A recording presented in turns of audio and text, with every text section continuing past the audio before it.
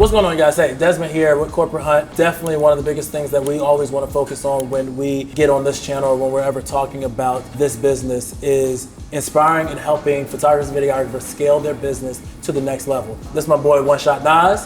What's up, y'all? And I think he wants to ask some questions. So let's get into it, man. Yeah, man, so I just wanted to ask Desmond a couple questions today because, you know, he talks about corporate photo and video. And I've been rocking with Desmond and JT for about a year now. And was surprised that he did corporate photo and video. I thought he was a wedding photographer and videographer at first. But he came out there and he killed it, had me out there, and we've been friends ever since. So just had a couple questions for you today, brother, on your, you know, corporate journey and, you know, kind of how you got here. And just a couple questions I have as a filmmaker on, you know, how we can incorporate a lot of this film and just making money together and just how we can incorporate it to get this bag. First question is, brother, how did you even get into the corporate space? You know, like corporate, like I know you told me you've been doing video and photo for over 15 years. So how did you get into corporate, you know, and of course it's changed your life. So tell a little bit about that journey. Man, I'm gonna be honest with you. The funniest story is that it was me and my boy Jaren was really, our first big gig was with Toyota. And then after that, it was like everything else started scaling from there. But Jaren and I was heavy in weddings and we were shooting weddings back to back. Mm-hmm. And our first gig with Toyota, we were young and we were kind of reckless and careless. We had shot a wedding in Oklahoma on a Friday. We shot a wedding in Houston on a Saturday. And then we drove back that morning to be at the W Hotel to shoot day one of an event in Dallas. Oh, no, in Dallas. In Dallas. And so that was like one of the things that he was like, yo, man, he was like, just do what you do. He was like, we're gonna do photos. And then we had one of our boys in Houston who had shot the wedding with us. He came down and he was doing video. And at the time, what the clients were wanting was much more than what we had, I guess, thought of. Mm-hmm. And so from there, we just said, let's do it. I mean, overall and through time, we did headshots and shooting weddings was just our thing. Like that was how we, of course, scaled our businesses. And you know, you had small branding sessions here and there, but to make the pivot to say, nah, I really want to dig deeper into corporate, it was more built on just seeing the opportunity and putting in more work. And I think Jaren, he's been doing this much longer, but I think overall, I would say that our first opportunity was with Toyota. And then from there, we did some stuff with American Heart Association. We worked with some nonprofits. I've worked with a few around Dallas. Jaren's worked with a few around Dallas. And then from there, we started booking stuff nationwide. I'll be honest, I think one of the largest opportunities that I had was have an opportunity to shoot with Kamala Harris. And that's fire. That opportunity came from a referral from, I like to call him Unc. He's definitely one of the OGs in photography, Omar Ramos. And he wasn't available to shoot for this agency. And the agency, they asked who else, and he had referred me to him. That's fine. And so because of that, I had the opportunity to shoot with Kamala and do some of the work on her campaign, and it was fun. I enjoyed it, but I enjoyed the experience and the environment. Coming into Dallas from Philadelphia, I've always been in the corporate space. My family's been in the corporate space, so I knew how to interact in the space. I just never saw myself living and shooting and being in that space. That's beautiful. That's beautiful. That's beautiful. So just here, you know, creatives, your boy Jaren. He's been shooting for a long time. He gives some great tidbits on his YouTube, so make sure you follow him. So my next question, what is one topic you would tell someone who's trying to come into corporate photo and video? What is one thing you would tell them in a topic form? Would you talk about cameras? Would you talk about, you know, sales? What is that thing that they should start with that's like the most important, if that makes sense? So I think one of the things when we're thinking about corporate work and wanting to get in this corporate space, I believe image matters. I know that is a hard pill to swallow in this society, in this era, because we believe that we should be able to be who we are. And I agree with that. Mm-hmm. I definitely agree with that. And I mean, I've shot in a lot of environments, and yes, you can be who you are, but I believe that your image goes further, not just how you look on the outside, but how you carry yourself when they're not actually seeing you physically. So persona. Your perception. Yeah, your perception. Their perception matters. And so, and I believe that when you're going into have these conversations or when you're trying to get into the corporate space, you need to have one, a professional profile. You need to have two, a professional image, even through the internet. And then you also need to have a professional image through the way that you communicate. This is a space that I believe that people look at you from head to toe, inside and out. And they care about, is this person a risk? Yeah. Not so much of, are they good? Because there's a lot of us that are good at what we do. That's and that's anybody who has a camera. Technically, you can be good. Yeah. But they want to know, is this someone that we can trust, that we can grow with, that we can build with? A lot of our corporate clients, man, I'll be honest with you, we've been shooting with them. One of our longest clients, we've been shooting with them for over 10 years. So it's make sure that your image is at the space before you start trying to fully, and be ready for that. That's, I think, the other thing. So I would say, if anything, let me take that back. I would say maturity. Maturity is a good answer. I like that. I would say maturity. I like that because it encompasses so many different qualities, creative, business, personality, because you talked about maturity. So my question is, what are some immature things that you think the guys or girls should take home today that they should take off their radar when they're trying to do corporate photo and video? That everyone should do corporate photography and videography.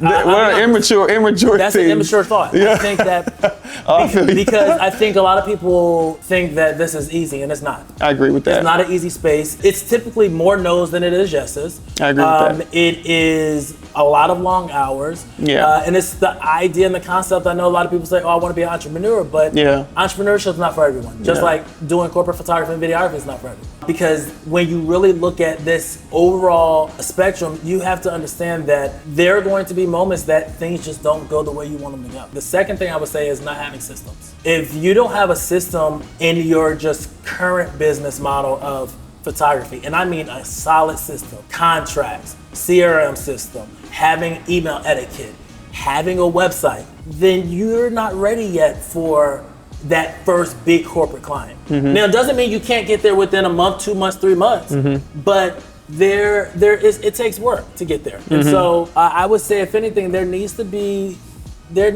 some type of system in place. And then I would say number 3 would really be landing on just being actually good. That I think the immature thought is everyone thinks they're good, but when you look to the left and when you look to the right, and I know this kind of goes against one of the other videos that I have on the channel that talks about getting over imposter syndrome, but you kind of have to at least examine your portfolio and say, is this good enough to ask what I want to ask for? Don't go in there thinking, man, I'm about to ask for $15,000, but you don't have $15,000 quality work. You may think you do, but the way that I grew up, even in the corporate space, was the best way to know what people think about you is ask the people what they think about you. That's a beautiful point. And so, if anything, hopefully you have a community around you that's going to be honest with you and say, bro, that's trash. Like we were talking earlier about my boy Jaron and Omar and even Jarrell. All of them have told me moments that, hey, your work was trash. There's been moments that I've told them that was trash. Yeah. Maybe not Omar, but I mean, he's a but, so you gotta respect your elders.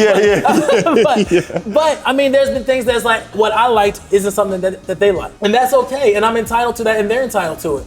But with being able to take that feedback and then taking it as fuel versus taking it as ice means a lot. You got to understand that the people that really care about you are going to be honest with you. To kind of lead into creativity, because you talked about the image, you talked about people telling you and critiquing you about your image or your let's say your whole story that you made for this one client, going, man, that's just trash. In the corporate space, everyone talks about it's a basic video. It's very basic. It's cookie cutter for every client. So my question to you is, you've been in this space for a really long time. One, how do you focus on being creative in this space? And then 2, what do you do today that helps you build on your creativity through every project? For me, there's a few things. So I think the first thing is this. Knowing that I came out of the wedding space, I understood how to move fast. Understood. I knew how to get the shot. There's moments in the wedding space that you can't miss the shot. Yeah. And so because of that, you have to think fast. You have to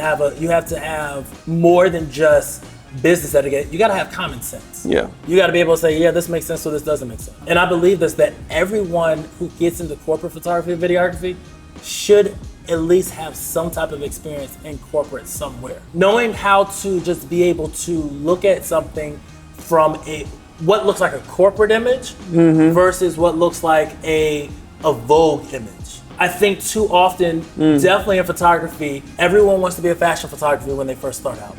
Or everyone wants to be a portrait photographer when they start out. Well, a portrait photographer, that may not always translate well in the corporate space. Because the portrait photographer is usually posed. You have to think when you're going into the corporate space to understand that it's not always posed. It's a lot of candy. That's the other thing. But then I'll be honest with you, I take the years of experience and I apply it. I take the fact that I came from the fashion world. I take the fact that I've had photos on magazine covers that have been in a magazine stand. I've taken the thought of having shot hundreds of weddings, and then I apply all of those skill sets creatively in this space. Whether we're doing an interview in the lighting and I'm creating a Rembrandt light, or I'm making sure that I'm shooting to the shadow side, or whether I am doing photos and I'm using shadows and silhouettes to tell the story of the image. Or I'm looking at this and saying, how do I make this image feel with emotion? All of that matters. And then I think the last part is putting it all together. You know, like you said, whenever people think about corporate video, they always think, oh man, I'm just gonna do that typical song, no. You guys know the song. Yeah. That's not always corporate. Like corporate clients want to feel too. Yeah. They want when other people see that and say, man, I should have been there. Yeah. Or when you're doing an interview, they're like, man, I want to give. Definitely for like nonprofits, like their story to be heard, not just to be seen. Yeah. And so having the mindset of saying, oh, I'm just going to add this random music or shoot this flat image, guess what that does? That stifles you. That doesn't take you to the next level. Now, granted, a lot of us have started with the flat image. A lot of us have started with not knowing how to get there. And the key to that, because you asked the question of what do I do, is practice. There's been times that I've shot 5, 10, 15 types of things before I actually got paid for it. I don't have a problem doing work for free to build my muscle memory. That matters. Because in the corporate space, if the client tells you to be there at 8 o'clock, that means they're wanting you working at 8 o'clock. Yeah, we're there at 7. They don't have time for you to be fiddling around to say, oh man, this room has too much echo and you don't have the right microphone. Or you didn't bring any sound blankets. Or you didn't, like they don't have time for that. They are going to put you in a room and say, hey, this is where the room that we designated for you to do headshots. Yeah. And they don't have time for you to say, oh, my light is too big for this room.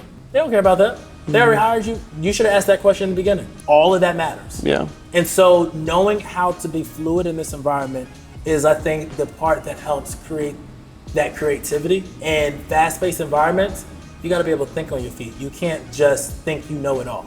Yeah, and that's beautiful because we differ in a lot of ways with our experience and how we got into this. I've been doing DP work for the past 5 years professionally. I just kind of got into video production on the videographer side, running and gunning, walking into them rooms and going, oh, okay, well, let's see what we can make out of this. So yeah, I've been in video production for a while now. And like you talked about being able to move on the fly and do things like that, I'm completely different. Everything is super slow for me. Everything is set design and he over here telling us about the elements. Yeah. He be throwing out numbers like we don't even care about.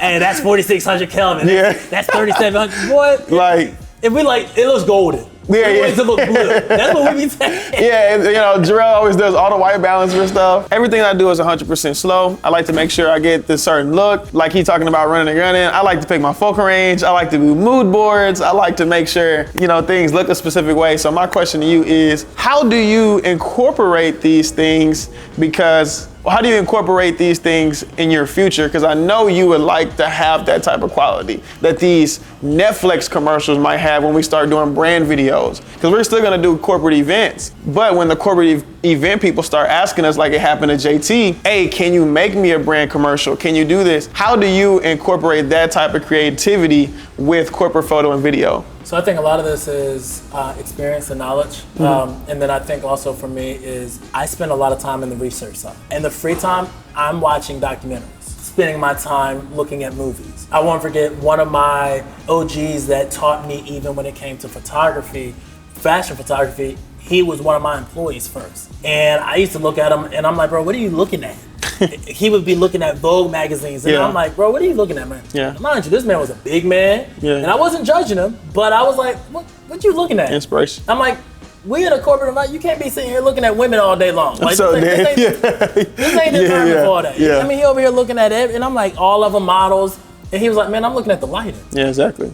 And I said, oh, Yeah, tell study. me more. Yeah. And so for me, it is the idea of just asking questions. Yeah. When I'm on social media building relationships, I'm not on there just to hit likes and just daydream. I'm trying to build the relationships. A lot of people that I've met online, I communicate to them a lot in the DMs, asking questions, them asking me questions. And a lot of them, it's not just laughter. It is fully, I want to know. Deep conversation, yeah. And I think that's what's important, is that a lot of times people are just too scared to ask. What you don't ask, you don't get to receive. And so for me, I think to your point, and I'll be honest with y'all, this boy be throwing out numbers. I'm different, brother. He be like 10-1, 10-2. Yo. I probably shouldn't say that. And I'm like, yo. But he be like, strike. I'm like, Yeah, where? yeah. I'm like, they protest? Yeah, I said earlier, we're gonna stick down. He came back and tried to use it. He said, we're gonna just put the sticks on the ground or something like that. I was like, it's okay, he learning though. Film etiquette is a thing. Man, listen, yeah. But in our space, that don't really matter. He's like, hey, well, maybe we should work on making sure that it doesn't look. Man, they said they're gonna be up here in 2 minutes. If you don't cut the camera on the light on, we gotta go. Yeah, that's true. We gotta go. Yeah, it bumps me every time because he moves extremely fast, and I'm like, listen, we didn't dial in lighting all the way yet, and he's like, man, if you don't turn that damn camera on, but the client loves it, and it looks good at the end of the day. So. And the reality is this, and we joke about this, but I feel like this is nephew. Yeah. And the reality is, the reason why I gave him the title nephew isn't because he's younger than us. Yes, he is younger than us, but he's like the person who says something. You're like, boy, if you don't hush and move on.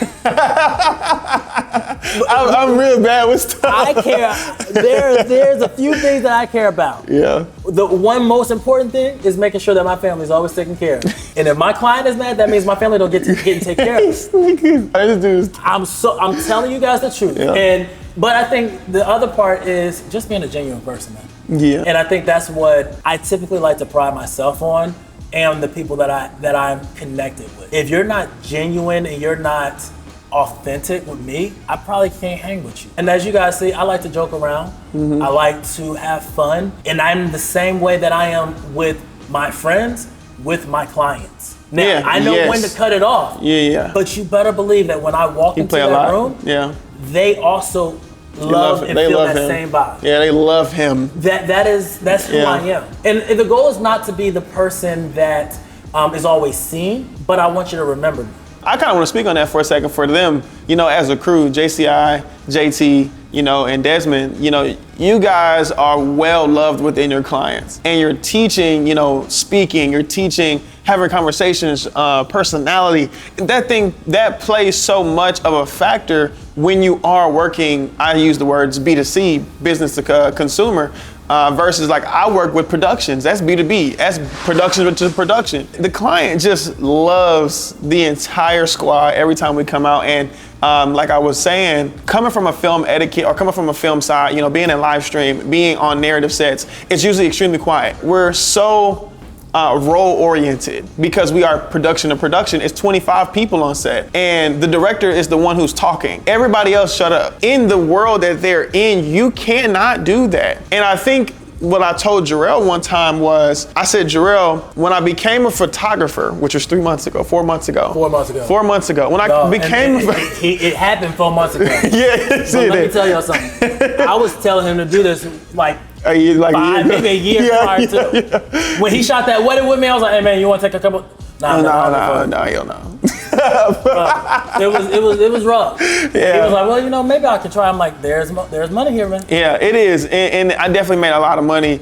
And going to the point, photography opened up a world of friendliness that I had never got. And I think I want to tell you guys that who are listening, who are DPs or cinematographers, it opened up a world because we usually do not associate with photographers. Live stream people do the same with video recap crews. We are in our own world. The client talks to us when they need to, and that's it. But the photographer is loved by everybody because they're the ones taking pictures at the breakfast, at the reception, just in their face. They're getting the smiles, the drunk faces. We kind of just in the back. What I would tell you guys, listening to them and being around them is to take everything that they're saying, because they're giving photographer energy. And that's what you need to take to get the bag and secure it and create relationships with people. And I've naturally took that and became friends with them. When I tell you we're in the headphones all the time and we're joking, but I'm on cruise so much, and you don't realize this, I'm on cruise so much and we're not joking. Yeah. We are really serious because there are 7 cameras rolling and we're live. And the director is switching between the mixers. So we cannot joke right now. We have to text each other. Or I'm having a live rover camera in my hand. And it's just all these different elements. But when I'm working with these guys, we're having a good time. They're joking with their clients. They're hugging them. And they're getting things done in a very quick manner, but they're able to relax for a second because we're really here to shoot. So one day we'll have a conversation where we show the difference between B2C and B2B, you know, from my side of the world to their side of the world. Yeah. Because the system is different. How I operate, how they operate is completely different. And of course, we're gonna marry these things together because we want that same price tag, that same quality on both ends, and marry that together, you know? So I just wanted to give you your props, you know, for doing this for 15 years and appreciate the words and, you know, wisdom that you give me and that you're giving these guys. But I wanted to, you know, ask some questions to you because it's important that they know, and hopefully one day we get a chance to go a little deeper, but they need to know the separation. They need to know what really gets them clients. And it's not just like he said, everybody can't just do photo and video corporate. You might not be good at this, but you can take home that photo energy from what he's saying, and you can take it to your industry. Yes. I saw a guy yesterday, he was doing music videos and he was cussing up a storm, but that is his industry. And he was having a ball saying he's the greatest music video videographer ever, but I gave him a follow because that was infectious. And what he's telling you is to be infectious. I didn't follow him. Yeah, he didn't follow him, but I followed him because I like to see it, man, in different industries and being able to conversate. There's certain things he just done. Yeah, my IG go crazy. The music videos or the music videos that I like to see. Yeah, I'm a cinematographer, so I follow other DPs and stuff, but it's all scary. Nah, we don't need all that. Yeah, nah, it is. It's vulgar. We don't need all that. But guys, take all this home. You know, make sure you keep watching and following my boy, and make sure you watch and follow me as well. Absolutely. Because we have different things we talk about, and we're all trying to get to the bag, and we all come from different backgrounds. And no matter if you come from a different background, you can make this money. You can take home these principles, not just his niche, these principles, and you can make a whole lot of money. But this is why I said it's important, because we tend to start conversating about these systems, these personalities, perspectives, that some people are not in the same realm, and this will mix it together when you have somebody who's in music video, when you have somebody who's in construction, and they're able to bring this together and they go, man, I got it in construction based off your principles. Yeah. You know what I'm saying? You stuff like that, yeah. And I'll be honest with you, I agree with you. Definitely when I look at the principle of how we do this, it's customer service. It is. And you know, I have to squash the idea, even in entrepreneurship.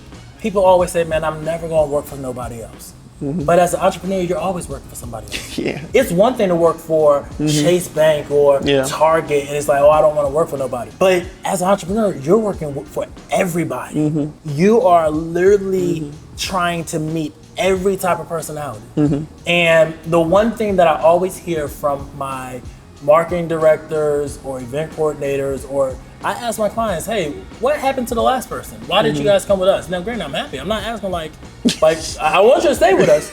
But I ask this question because I want to understand what went wrong. And a lot of times they always say is the vibe just didn't click. Yeah, customer service was terrible. The photos are good, but the person was rude. Mean. The person had no etiquette. Or the person was always late. Those things matter. And all of this, I want to just say to you guys as we wrap this thing up is think about the whole picture when you're building your business. Think about what you watch, what you put in your eyes, what you put in your ears. All of that matters. Think about the books that you should be reading. And if you don't know what books you should be reading, ask somebody. I'll drop a list of books in here that I'm reading currently right now. I read multiple books because it's more than just being able to push the button.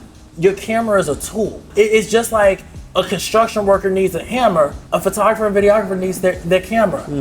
A gaffer needs their lights. You know, all of these things are tools.